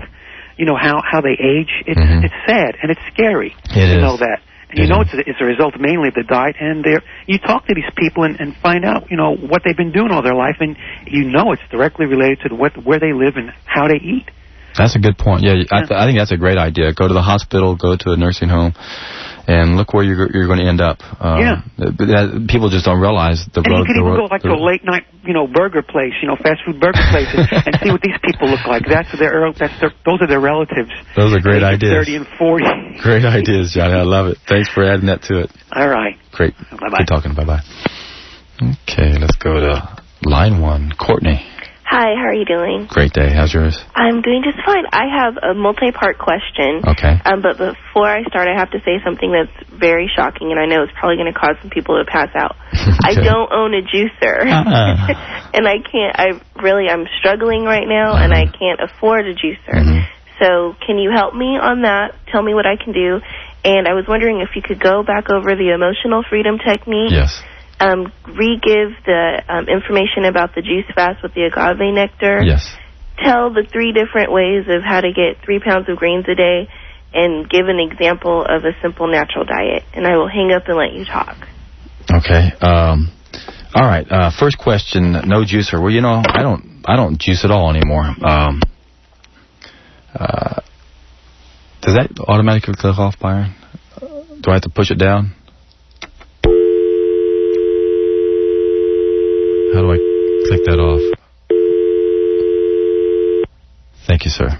Okay, as far as a juicer, once you get all cleaned out, there's no need to really be juicing that much anymore. Like I said, I don't ever juice anymore. But to get where we need to be, we can use that lemonade drink that I was telling you about. And that uses 2 tablespoons of freshly squeezed lemon or lime juice. 2 tablespoons. An equal amount, 2 tablespoons of the agave nectar, light. And then 1/10 a teaspoon of cayenne pepper, which is about a dash. Get the hot stuff, 90,000 heat units. And then 10 ounces of medium warm water. Women, y'all need to drink about 9 of those a day, if that's all you're doing. Men need to drink about 12 of those a day, if that's all you're doing. And that's for the average person. If you're above average or you're more active, you need to add more. Of course, I'd rather see you doing juices, but without a juicer, you can still pull that off. The emotional freedom technique, it's a great way of addressing the root of our problems by making sure that we don't simply shift one addiction to the other. I've got some really interesting files on my computer. I've taken some real good notes on this technique. You can call me at 713-789-2223. If you're interested in that file, I'll be glad to email it out to you. Do a search on the internet. I'm sure you'll find it. The manual's out there on the internet. But if you get it through me, you have the benefit of me highlighting everything, so you can speed read it very quickly, and then I have a preview of that also. Now, as far as 3 ways to get to up the greens into your diet, one way would be of juicing, but if you don't have a juicer, that's not an option for you. The other is to make a nice big salad. Another, if you have a blender, you can make green smoothies using 60% fruit and 40% veggies. You could throw, for example, 4 pears in a blender and a handful of parsley. I also have a small section on recipes on green smoothies. If you need help in that area, call me, 713-789-2223. I'll be glad to email that out to you also. And as far as a simple natural diet, basically what we should be eating is food that's not altered and food that we are biologically adapted to eat. That limits those foods to fruits, vegetables, nuts, and seeds. Ideally, they should all be raw. They should all be organic. Cooking is a huge mistake we made such a long time ago. Most people don't even think it is a mistake. That whole concept is overwhelming. If it's the first time you heard it, don't let it overwhelm you. Simply keep adding more fresh fruits and vegetables to your diet and pay attention to how you feel, and you'll notice that you'll feel a lot better. That's the one thing I noticed when I made 2 major dietary changes in my life. When I went to living food instead of dead food, I noticed a huge difference right after I ate. I'd never had to wait hours to go back and do something. I was ready to go do it right away. So I hope that answers the question. And let's see who's been waiting the longest now. This looks like line 5. Okay, good morning. And who's this? This is Poonam. How are you doing? I'm doing good, John. Thank you very much. Great. And I've really enjoyed your show today. Thank you. I had 3 questions. One is, what's your website? Okay. My web address is www.ultimateweightloss.com. Ultimateweightloss.com? Ultimate Weight Loss, yes. Okay. Second question is, since many of us don't have water filters or at least the expensive high products, what is an alternative remedy for having good, clean water? Or what's something cost-effective? I like the reverse osmosis if you know you're getting it from a good place. I've had one of my students, I remember I worked with him a long time ago, and I got him out of retirement. He got back into this, and he went around testing the water machines, and it turned out that little windmill thing you see that's in the parking lots, that's a standing water filtration system, that produces a really good quality water, I found. I think that's the next best thing. Otherwise, another option would be is you could get a water distiller at like Sears and make your own water. That'd be one option. Great. And then the last question is, what are some books that you recommend for new-timers who don't really know a lot about juicing or even nutrition? Great. I'm a real big fan of Dr. Gabriel Cousens. His book, Conscious Eating, does a great job of telling you pretty much everything you'll want to know. He doesn't go into any detail about juice fasting, although if you go to his place out in Arizona, the one thing he'd have you do is the juice fast. That's one of his specialties. He knows that this is how the body heals. Other books that are good on juicing, a simple book by Dr. Norman Walker. You might consider the father of juicing. He's the one who made the very first juice extractor. He's got one of the best juices on the market that's been around forever called the Norwalk. It's about a $2,000 juice extractor. He's got I like the way his book is set up. It has a bunch of recipes, and then he has a bunch of illnesses that have those recipes beside it, so that if you have this condition, this juice is specific that feeds the body the nutrients that the body would need. Other books, let me see. I guess Dr. Furman's book, if you're a scientific-minded person, his book, Eat to Live, it's the most medically referenced book ever written on diet and disease, over 1,500 medical references. He has a very simple concept of consuming nutrient-dense foods. He has a great graph or table in there that shows unrefined plant food compared to killer diseases, and it's directly proportional. The more unrefined plant foods we eat, the less killer diseases we have. Those are some pretty basic ones, I think, enough to get you going. Great. And, John, what's your opinion on Ayurveda? Well, interestingly, Dr. Gabriel Cousens is a very, very spiritual man, and he was indoctrinated into that very early in life. And he uses that to try to customize one's diet. He understands the concept of biochemical individuality, that we become imbalanced, and a lot of times what would normally how one food would work in one person would not necessarily work in another. The problem I had with that is I've studied so many different things to help me be a better teacher, and one of them was this personality test based on quantum physics. And I could talk for 2 hours on this subject alone, but briefly, they break the personality down into 4 main personality types, and with the Ayurvedic system, they have 3. And when I compared the 2, I realized that the 4th one that they didn't have overlapped into the other 3, and that kind of just didn't make sense at all. But otherwise, no, there's it's been around for a long time. There's a lot to it. I think in some ways it treats symptoms too much. That would be my only complaint probably about it. It doesn't. But how about you? What do you think of it? Well, I think it's great. What can you tell us about it? Anything? Well, it's considered the science of life, and it does look at a person holistically, as far as not just their eating habits, but their living conditions, so the external factors as well as the internal factors. And I think it is definitely a science, like you're saying. It's 5,000 years old. So yeah, exactly. Well, I'm sure you know Deepak Chopra. He was trained as an endocrinologist, and he was so dissatisfied with that, he went back to Ayurvedic medicine. And I think it's got to be a combo because, the modern world is different from traditional times. Great point. So I think taking a little bit of everything is probably the best. That's my approach. I don't believe in not studying anything because it doesn't coincide with what I believe. I think there's always something good to learn from everything, and I try to stay open-minded about it. Great. Appreciate your call. Thank you so much, and again, for your time and your wisdom. It's been my pleasure. Take care. Thanks for the kind words. Bye-bye. Ernest? Good day. Hello? Hi. How can we help you today, Ernest? You're on the air. Yes, I'm on the air. Time to get excited. I have two questions. Okay. One is the Champion a good juicer? And can you freeze your juices and,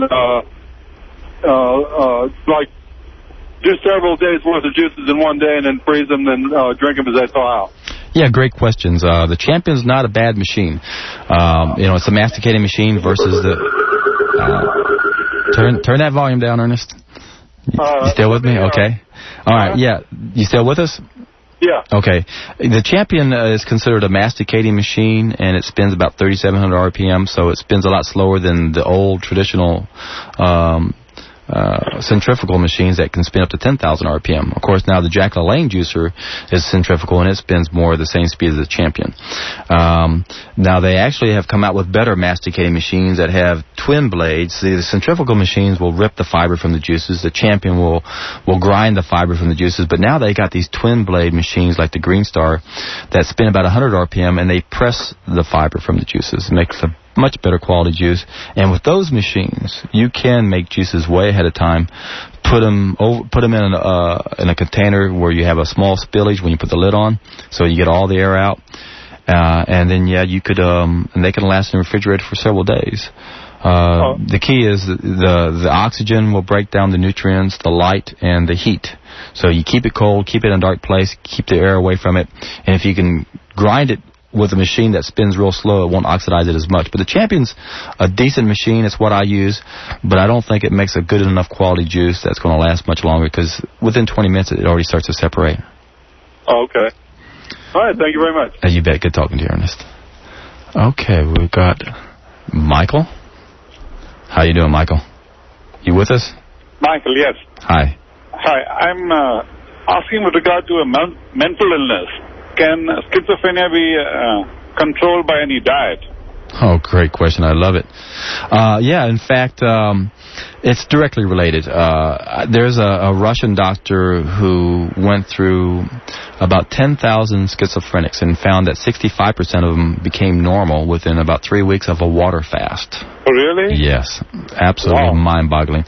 And if you study all the people like Dr. Herbert Shelton, who supervised over 50,000 fasts, that's the thing he says about the mental condition of everybody, is that, it's all interconnected, the body, the mind, and the spirit. If we're doing something that makes the body physically ill, it's going to affect the mind. And there's a big connection between the thyroid gland and a lot of our mental problems, psychosis, those kind of things. We've known for over 100 years that thyroid problems can cause these type of conditions, psychotic episodes, and yet it seems like most doctors don't even know that. So, to answer your question, you bet. Fasting, a good clean diet, will take care of most of these problems. Is there any school or any place where I can take my child to under total supervision to get it done? Yes, exactly. There's a place up around Austin, Ralph Sinke, Dr. Ralph Sinke has a fasting retreat up there, a water fasting retreat. Where's this? It's up around Austin. His name is Dr. Ralph Sinke, Cinque. You should be able to do a search on the internet. If you can't find it, give me a call at 713-789-2223, and I should have that on my favorites, and I can run that out to you. Oh, great. I appreciate it. Thank you very much. My pleasure, Michael. Yeah. Thanks for calling. Okay, line 2. Ali? Yes, sir. How you doing? Oh, I'm having fun. How's your day going? Excellent all the time. Good to hear. Yes, sir.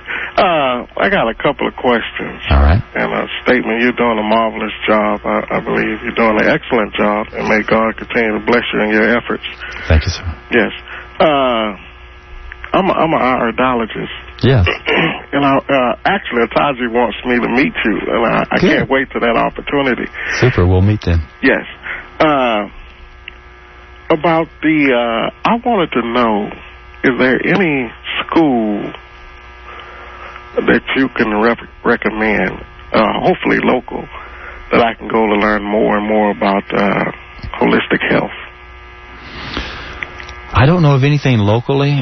There's only a couple schools in the country, like the Clayton College, that I'm even aware of that even come close to teaching these principles. Yeah, my friend is in Clayton College. Okay, good. Yeah. I thought maybe you were affiliated with a school yourself. No, well, you know, they used to have, T.C. Fry up in Austin used to have that life science course. And I was working with them about 10 years ago. Someone had bought that out, and they were trying to make it a go of it. In fact, Harvey Diamond finally broke down and actually was going to be part of that, because a lot of people have been wanting to get Harvey Diamond to be part of what they do because of his name. Right. And he decided to go ahead and go with these group of people. But I haven't heard anything from them since, and I don't know if they're still making a go of it. I don't think they are. This is such a difficult message to get to people. Right. People are so resistant because we're talking about big changes, and it's just terrifying to make these kind of changes for most people. Exactly. When I tell people, about I can see some inherent weaknesses in their eyes, with the microscope and everything. Yeah. Of course, they have a tendency not to believe me, and of course it could be treated. Whatever it is, the things that you're suggesting today. Yeah. And food itself has a role in the mental health of people, like sugar and things like that. I work with kids every day. I'm a social worker also. Okay. And they consume a lot of sugar, man. A tremendous amount of sugar and salt. It's amazing, Yeah, it's totally ridiculous. If you go in a cafeteria and you just sit there and watch them prepare food, and with greens, they may have some green beans. I watched them pour like 2 cups of sugar and a pot of green beans. Well, I had one of my friends ask me to go to her child's school to look at the cafeteria food. And this was several years ago, and when I walked in, I was floored. I hadn't been in elementary school in almost 40 years, but the smell was the same. I'm going, oh my God! And then I almost got angry. I started thinking, where was someone back then to tell the children not to eat this kind of garbage? Then I realized, well, why can't I get into the school system? And I've tried, but God, the politics and it's so sad. We're poisoning our children. We wouldn't abuse. This is the worst form of child abuse there is to feed them this garbage and these bad habits they develop. God, we gotta unite somehow and get to the system, get to the kids. I think as people come and grow to work together, for example, I meet you meet me, and then we continue to make connections. And like what you're doing on the radio now, I think eventually right will win out. I do too. But I'm going to end it with this. Now I eat a lot of not a lot, but I eat granola, like at Whole Foods, they got this bulk thing, and I may go get some granola and put some raisins in it or something. Is that a bad combination or what? What is that? Well, it's not so much a bad combination as much as the grains aren't the best of foods to choose from. Okay. They're just, they don't have the right mineral balance. They don't even have the right kind of fiber, actually. You're much better off choosing more nutrient-dense foods like the fruits and the vegetables and the nuts and seeds. Yeah, of course, I'm a vegetarian, so I eat fruits and vegetables. I was just wondering about that granola because I got some the other day. And when you mentioned that, I said I wanted to ask you about that. Well, I like Dr. Furman's approach. He says, we need to eat 90% good stuff and 10% not so good stuff. Okay. And I'd put the granola on that 10% side. Yeah. It's I wouldn't have it be too much of my diet. It's most of that stuff is going to be acid forming. There's phytic acid in it. It binds the minerals to it. It's insoluble fiber instead of soluble fiber. Okay. But that's for a lot of people, it's a transition. It's how to get to where we need to be. And when my first dietary change, that's what I was doing. I cut the animal products out, and I noticed my endurance level skyrocketed as an athlete. And I was doing things like that. I was putting raisin in my cereal or bananas, and I seemed to do okay on it. But I was able to take it to another level, and I think that's what we all need to do is just always keep trying, fine-tuning what we're doing. And because we're learning every day. That's learning every day. Exactly. One more question. Okay. I forgot the question. Like Uversa, you ever heard of Uversa? Yes. I've seen it used as a way to address diabetes, and it has worked for people. So I just wanted to put that out in the air. Of course, I think ultimately a person, like you mentioned, like certain things was just like garlic and cayenne pepper. Yeah. It may be a Band-Aid approach, and unless you change what you are consuming. Exactly. Good point. And I think that's with everything. Yeah. Well, I'm really looking forward to meeting you. Make sure and leave your number on my service now. When I got home last Tuesday, my machine was filled up. So for those of y'all who have been trying to get through me, and my service is probably booked up right now, don't give up on me. Keep calling me. Number is... And I must say the same thing. This is kind of a joke with me. And when you mention phone and mention Ali, she'll tell you the joke. Okay. But I will most definitely try to meet you at some point. Look forward to it. Thank you very much. Enjoy talking with you. Yes, sir. Okay, line 3, Becky. Hey, I'm on the air? Yes, you are. John, I'm really enjoying your show. Actually, this call is to pass on some information to Johnny and anybody else that might be interested in it, but specifically when he was asking about the gardening and organics and that. Perfect. He could check in with Urban Harvest. I noticed that they have a couple, actually 3 gardens actually on the island, and they have classes and, just all kinds of great information and help you set up gardens to grow things in a healthy way, in an organic way. So he can check out their website. It's www.urbanharvest.org and get all the information that he needs. You're a sweetheart. Thanks, no problem. Like to help out. Thanks. Great show. Thank you much. And thanks for adding that. Sure. Bye. Bye-bye. Line 1. Who do we got here? Hello? Yes. Yes. Okay, I'm on the air now? Yes, you are. This is John. Who's this? Yes, this is Eduardo Guerrero. I'm Dr. Guerrero. Hi.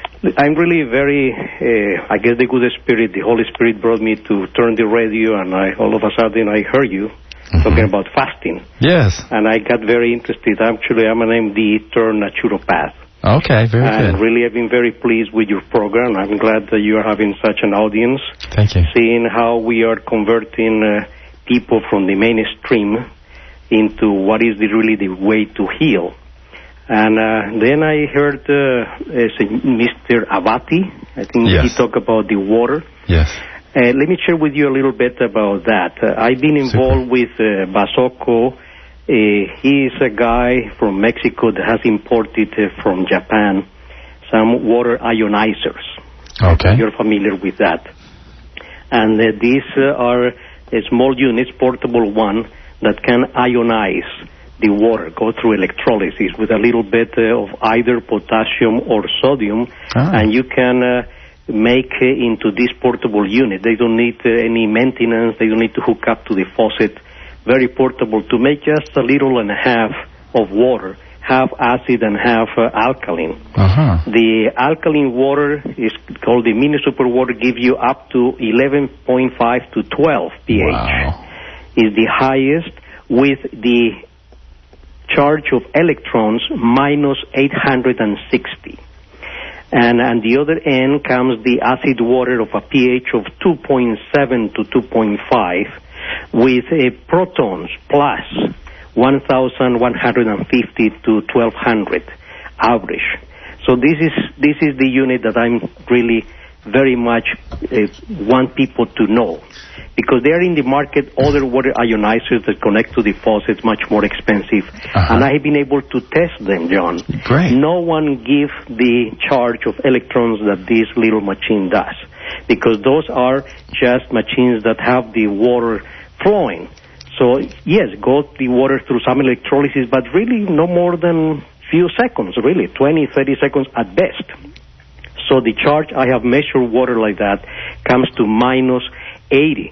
Very good, but nothing to compare with minus 860. Wow, yeah. That charge of electrons. So it's dissolved oxygen in there. So it really, when you mention the water, I want just to share with you and the audience. Well, we appreciate that we have the water meal. That's what I tell people. If you want to drink the best water, there was another lady asking about that.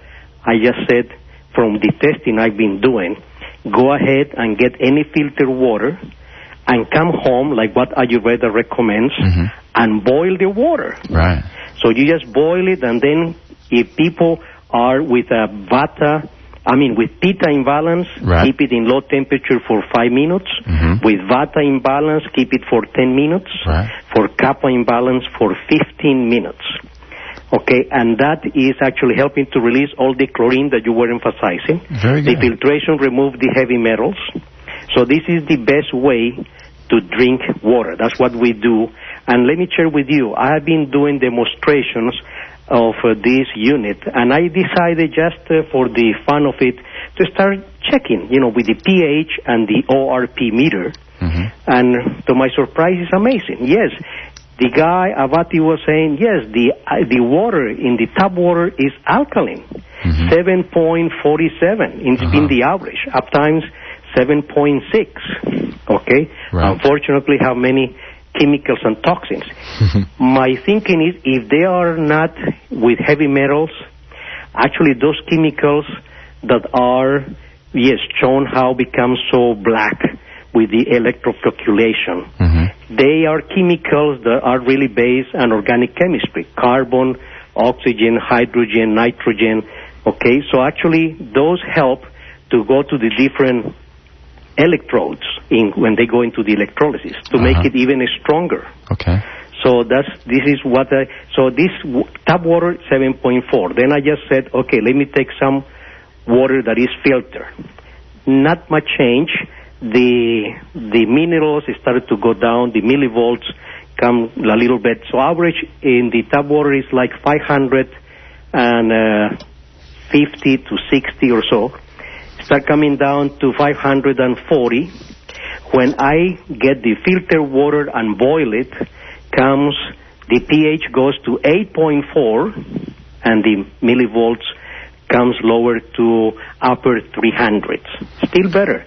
And even testing any bottled water, the best that I have seen, honestly, is the one that they say is rich in alkalinity. Okay.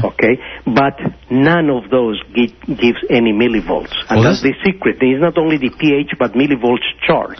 This is real exciting. This water ionizer that I chose is, as I said, giving minus 860 millivolts and pH of 12 for drinking is unsurpassable. This is really the best unit that I want people to know. Okay? We appreciate that. Thanks so much. That's so exciting. How can we find out about that? Do you have a number? Or? Yes, my number is 713-789-0133. It's actually, we're close because you are 789. We're real close. So we need to meet, and I would like to share with you, and we can help people that are, I guess, open-minded, open to the alternative care. Yes. Because I am really in this field because being a physician and actually studying for my own health, looking into other avenues for my own healing. And that's my conversion started when I used to go to the health food store and start looking around. I say, how come I never heard of these things? And I started to read, the nutritional books and all what you're saying. And it's really another profession. Certainly my fellow colleagues think I'm nuts. But I'm a health, and at 60 is like never been before. Drinking this alkaline water and taking supplements and so forth. So important. Good job. I really appreciate you calling, and I look forward to meeting you. Yes. And you're doing a great service to humanity. Get out there and keep spreading that good word. But I really think that I would like to meet with you and to create a network because we need to spread. It's like the gospel. That's it. You're right. If we don't join forces, the establishment is too strong and is try to destroy us any way they can. I couldn't agree with you more. We do need to get organized on this end.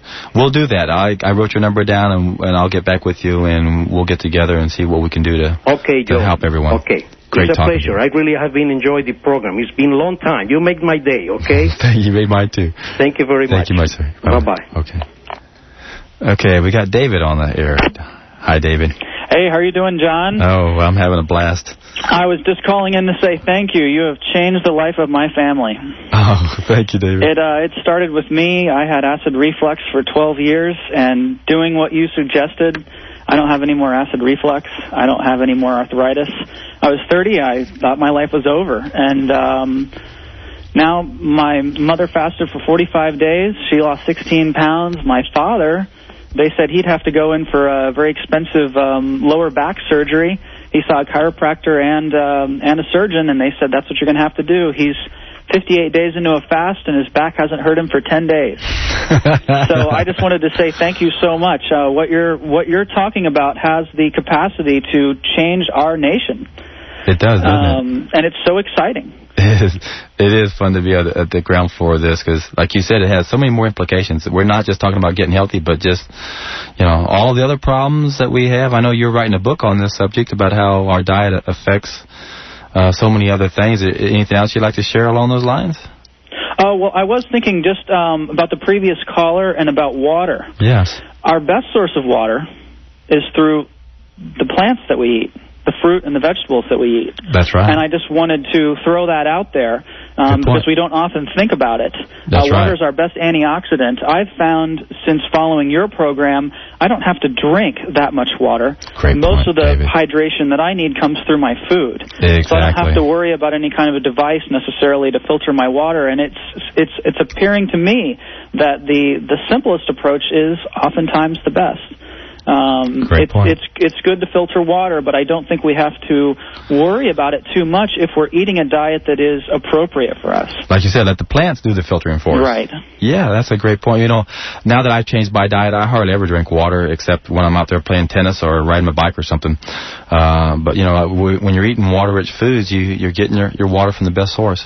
The only drawback, darn it, is that the water is structured when it's on the plant, and when you pick it, it starts losing its structure, which I sure wish we could get our act together as a species and have fruit trees growing everywhere so we could be just walking down the street and reach over and grab a mango or something or an apple or whatever.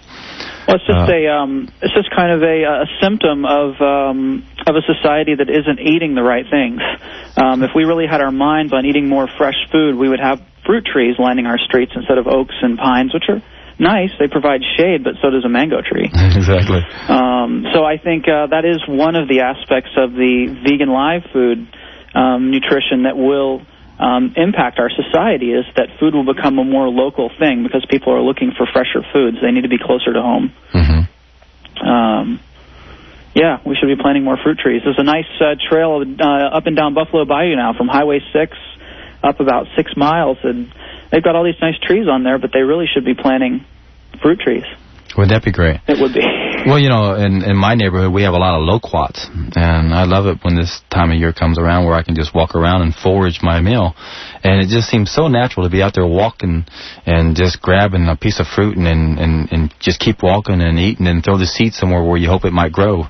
And if we all did that, little miniature Johnny Apple seeds out here, we could we'd have so much produce we wouldn't have to pay for it, and it sure could change the whole planet if we got our act together, couldn't it? Yeah, it really could. Yeah, I'm just amazed. I'm absolutely amazed with the fresh foods. It's really changed my life. I'd like to come hear you talk sometime. I know you're doing the radio show. Are you talking anywhere else? Actually, I just did a seminar with Janice this last weekend, and it was a great turnout and had a lot of fun, and we're going to do it again May 28th. So that will be my next one. I'm actually doing a teleseminar this Wednesday from 9 to 10. Okay. For those of people who want to find out more about that, you can call me at 713-789-2223. And this is a free teleseminar, so you can come online, and I'm going to be on there for an hour, and you can join another. There's only about 50 people can sign up for this at one time, so if y'all give me a call, I'll tell you how to get to that. And if you just, everyone knows that you can pretty much call me anytime and ask me any question you have. I have a passion for sharing this, and I'm here to serve, so I appreciate your call, David. I'm so pleased to hear that your dad and your mom are both all seeing such good results. Yeah, and it's been great to listen to the radio show. I'm glad to hear a doctor call in. Yeah, that was nice. We need more doctors to call in. I hear MD Anderson Cancer Center has been listening to KPFT, so that's you right. guys are out there. Call in. Find out what this man has to say, because he's got the info. You guys are working. God, people in the medical industry are working so hard. Yeah. And they're still spinning their wheels, and we're really close now. That's right. With what you're talking about. So, yeah, I appreciate it, John. Same here, buddy. Okay. Okay, we'll talk soon. Bye-bye. Bye-bye. Okay, Brandy, you're on the air. Hello? Hi. Hi. I heard a little bit of your show last week, and a lady called in about asking to juice for her children, and you didn't recommend it. I have a 4.5-month-old, and as soon as I had her, I started going on a chocolate binge, and I wanted to do a detox. Is it safe to do a detox while I'm breastfeeding, like a juice fast? How old do you say your child is?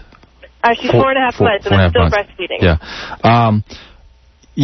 To make sure I understand you correctly, I didn't necessarily say children couldn't juice, but you didn't recommend it. But not juice fasting. It's okay to give children juice, by all means. That's a good way to get them to eat their vegetables. And now, as far as for you and breastfeeding, I still think it's a great idea. But this is such a personal issue, and I'm not a woman. It's hard for me to give advice along these lines because I can't say, yeah, that's what I did. But it's still safe, I guess. It is. The baby will get some toxins, but you're going to get so much more benefit by being cleaner and more nutrition in you that it will compensate, more than compensate. And the toxins are short-lived, and actually you're going to be getting more toxins if you're eating McDonald's and a bunch of other crud. So I think in the long run, it's actually much better to go ahead and put some juices in the diet. And you got to get those leafy greens in somehow in your diet. And it's, and we need at least 2 pounds a day. I can eat that many greens in one meal, but I know most people probably can't. So juicing is pretty much almost a necessity to get doing a juice fast. But the juice fast, what I would do if I was a woman, I would play with it. I said, well, let's see what happens. And I know what's happening with my baby. I know when it gets colicky, if my milk is too toxic, and see how it goes. If the baby's doing okay, I'd say, I'd pray on it and just go with it. Experiment. Yeah, experiment. Okay. But again, I can't speak from experience, and I haven't. You don't know of anyone that's done it? No, I sure haven't. Okay. But if you do it, let us know. All right. Well, thank you. Thanks, Brandy. Bye. Bye-bye. Okay, Jim, you still with us here, buddy? Yes, I'm here. Sorry, that's taking so long to get around to you. That's okay. I've just been working while holding the phone on my shoulder. I heard y'all talking a lot about water today, and it kind of perked my interest because it's been my understanding that drink water slightly alkaline is good. Is that correct? Yes. Because we've been drinking this bottled water, which I know about the plastic bottle thing, but Music Mountain, Arkansas spring water. And I tested it here a couple of years ago, and it was like in the 8 on the pH scale. And I just tested it again today, and it's 8.2, so I guess that's okay, right? Yeah, I'm not real crazy about spring water, though. That's just my personal take on it. I think, I don't want any kind of dead minerals or inorganic minerals in my water. I don't think we can use those without sacrificing our enzymes. Yeah. Well, this water says it comes from the Wilderness Valley Spring, Chiquita National Forest in Arkansas. It's been carbon filtered, UV light, micron filtered, and ozonated. Okay. Whatever all that means. Sounds like it's good stuff. Yeah, but I tested a little bottle of Ozarka natural spring water. Yeah. It's 6.8. Yeah. A huge difference. That is huge. But and I tested some other bottled waters, and they're all right around 7 or slightly acid. So I guess stick with the Music Mountain, huh? Sounds like the way to go. Okay. Well, I appreciate it, and appreciate your show.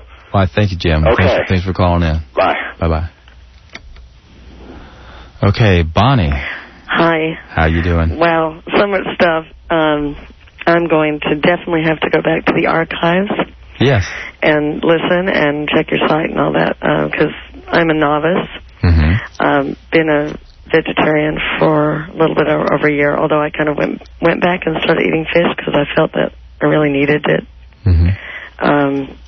But I have 2 specific questions, and one of the things I think what they were just talking about with the water might be keyed into that, because I've been drinking a lot of bottled spring water, thinking that was a good thing. But I noticed, and I don't know when this started happening, last number of years, maybe even before I changed my diet, that my tears are, I'm almost allergic to my tears. I don't know if that's too alkaline or too acidic. I think that means it's too acidic. But where if I cry, my eyes get they actually can burn the skin. Wow. So that was a question. And the other is that I was exposed in 2001 when I was doing cow parade. When we were out there painting the cows, I was exposed by another artist who drilled the cow to fiberglass dust. Oh, gosh. And I've been having problems ever since. But, of course, doctors are not, the allergist kind of said, well, back then, he said, I think maybe that's what it is, because he couldn't pinpoint anything else that would make me start to have these reactions. And I actually did have at the time a rash on my arm, and we could see the particles coming out. Every once in a while, I'll have something like that again. Gosh. I'm curious, if you know anything about things like that getting into your system, how long they could stay in there, and so on. I know that they can be very toxic, and I take a lot of antioxidants. But I haven't done a whole flush thing. I'm thinking I need to do it, but I'm kind of hesitant to do it until I teach. Right. So to do anything like, I can't even handle the idea of doing anything like that until the summer, because we're so restricted about going to the bathroom. I work with a lot of teachers, and you guys got to unite somehow and say, look, this isn't natural for us to have to hold this bodily process. And then we're forced to do it to kids, because otherwise they're running out all the time, and we can't let more than one person go at a time. It's a constant battle. Yeah. It's got to be a better system somehow. I don't know what it is, but... Well, when I worked at elementary school, you took the kids, so they at least you knew that when they went or not. Yeah, that is definitely a predicament, because that is, when you do a juice fast, you're in that bathroom almost all day long, it seems like it.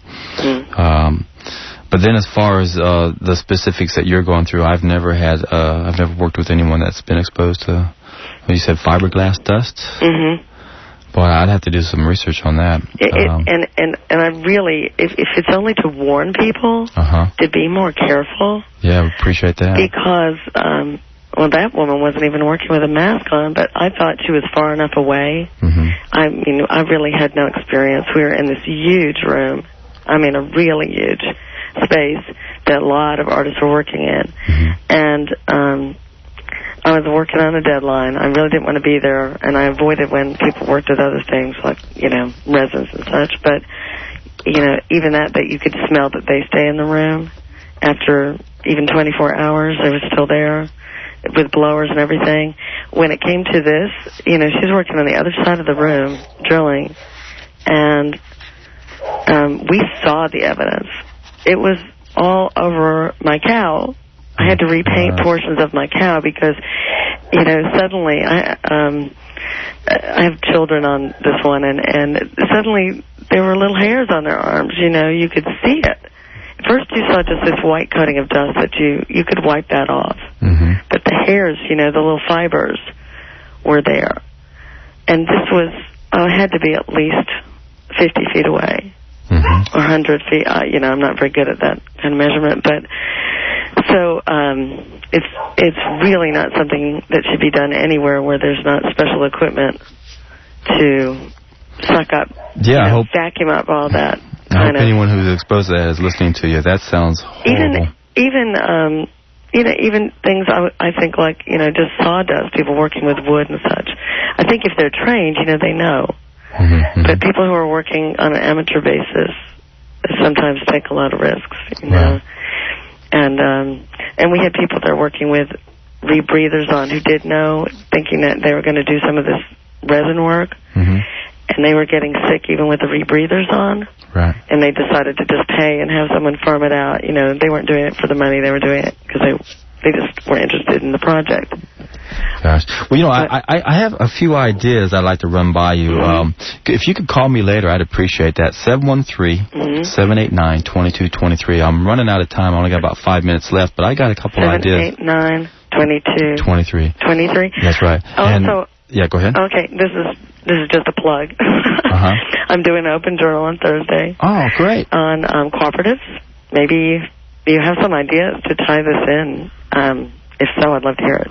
Okay. Well, let's talk about that. Great. Give me a call, and there's one idea I'd like to run by you, but I want to do a little more research on it before I do, just to see if I can learn more about it. I like to know what I'm talking about before I start talking, so let me do a little more research. Right, and whether these things, what happens is I lose my voice quite often. I know sometimes that's just from things like molds that are in the environment that I'm working in, and I've had asthma from that, but all these things stepped up, and I was having a lot of pneumonia for quite a while. Right. It just broke down my whole immune system, is what it seemed like. Well, I know for one thing for sure, you can't go wrong by eating fiber-rich and water-rich foods and foods that are nutrient-dense. That's definitely a step in the right direction. If we're putting other garbage in us, our body's going to have a real difficult time dealing with everything else. So that would be my first step for sure, if you're not doing that already. But we'll talk later about this. I've got a few ideas I want to run by you. Thank you. That won't work. Great talking to you. Look forward to talking to you more. Thanks. Bye-bye. Hi, George. We're running out of time. Just a couple minutes. Okay. Can we make it quick? I'll be fast. First and foremost, can you give me your website? Yes, you bet.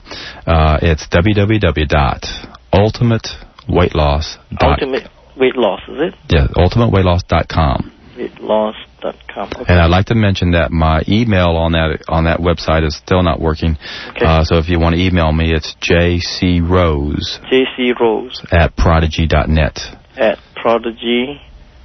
And my phone number is 713. Yeah, I know your phone. You got my number? Very good. Great. Okay. Now, just have two questions. One question is, I'm diagnosed, or my doctor told me that I have diabetes and high cholesterol, and they give me Lipicol for high cholesterol and some other things for diabetes. Right. The pills. Now, I don't like pills. Okay, and I was wondering, is there how do I go about lowering my cholesterol? That's number one. Okay. And also control my diabetes, because I was told that diabetes is chronic and I can't do it.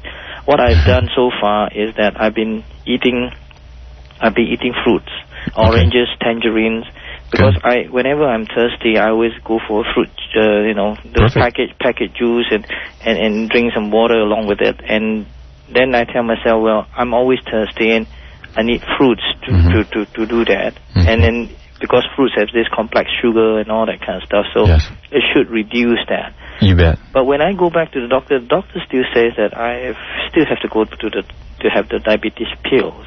Yeah, well, doctors are not trained about how the body heals itself. Okay. Their education is very lacking. They only know how to diagnose the symptom and treat the symptom with a pill.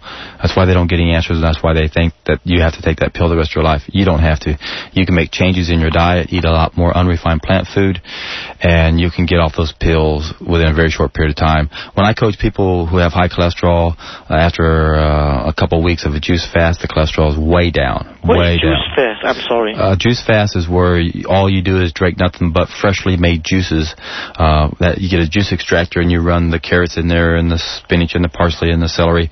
And for you, because of your blood sugar problems, you would not be able to juice any fruit. You'd have to go to the vegetables. What you want to do, we're running out of time. Okay. Got 30 seconds. So Jack and Sarah, give me a call at 713-789-2223. You're still on hold. You can go to the archives. If you go to kpft.org, go to the archives. You can re-listen to the show.